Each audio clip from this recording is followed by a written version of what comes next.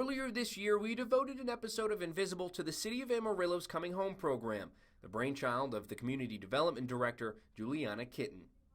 So the goal that I said to council is I would like us to end, as a community, chronic homelessness by January of 2022.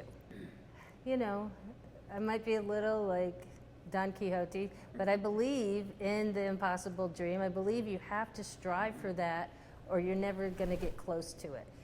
The goal sounds simple, but the reality is it can be an uphill battle. You can tell someone all day long, you need to change this.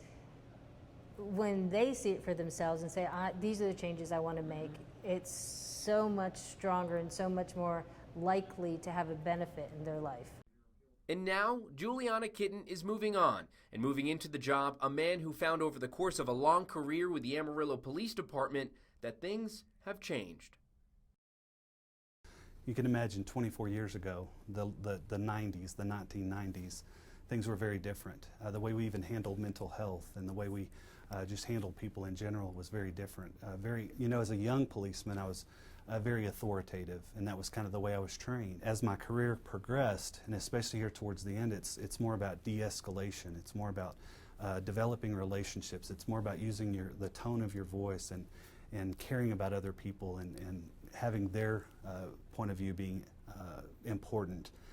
Sergeant Jason Riddlesberger is now the new Director of Community Development, and he says that in the realm of homeless assistance, the Coming Home program is a different kind of animal.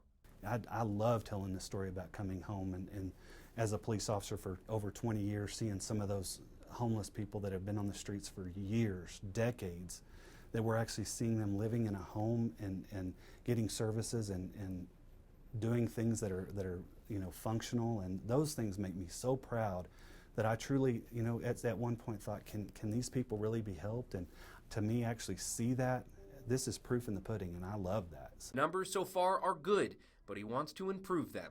So the Coming Home program has been around about 2 years now. Started out with about 30, but now we've built our program with more caseworkers. We're up to about 100. We're aiming for around 120. We've got 100 plus people that were chronically homeless that have been out in our streets of Amarillo for years, and they are now in homes and they're doing well. In fact, he has an ambitious, some might say audacious, goal. I know it's a lofty goal, but ending homelessness in Amarillo, that's the motto of our continuum of care. We truly want to make homelessness be something of the past. Riddlesberger knows, though, that not everyone is ready to come home, at least not yet. There are some people that are so sick, whether it's medical or mental health, that they don't want a home. They don't want you to help them. They don't want you to give them food. They just want whatever they want when they want it.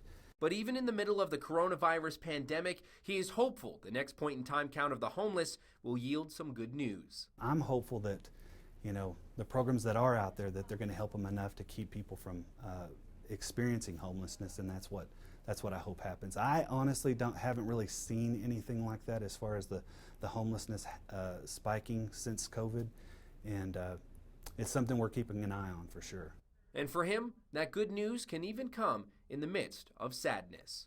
Recently we found out that one of our clients passed away, but I take great solace in the fact that I know that he died and he was in housing. He was in a home. He wasn't on a curb. He wasn't somebody that was just sleeping in an alleyway.